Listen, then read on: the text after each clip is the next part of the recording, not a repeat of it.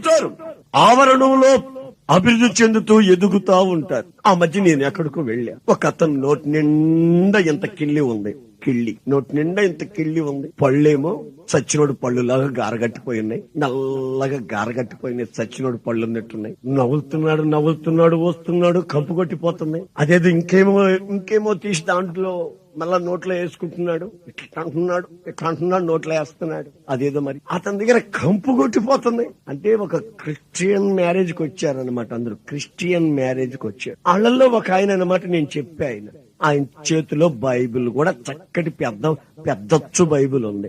మరి ఈ వాసనకి నేను తట్టుకోలేక నేను అటు ఇటు చూస్తూ ఇంకేదన్నా కుర్చీ ఖాళీగా ఉంటే అటు వెళ్ళిపోదాం అనుకుంటున్నాను. అంతలో ఆయనే నన్ను పలకరించి, ఏంటండి మీరు కంగారు పడిపోతున్నారు ఏంటండి బాబు అన్నాడు.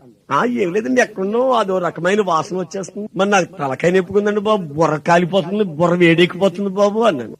ఎక్కడో కాదు, నా దగ్గరే, నాకు ఈ అలవాటు ఉందలేండి అన్నాడు. ఏం అలవాటు అండి బాబు? అదో రకమైన వాసన వచ్చేస్తుంది మీ దగ్గర, ఈ నోట్లో ఇది వేసుకోక మునుపు ఏమైనా పుచ్చుకున్నారా? అవునండి, కొంచెం పుచ్చుకున్నానండి. ఆ వాసన రాకుండా ఈ వాసన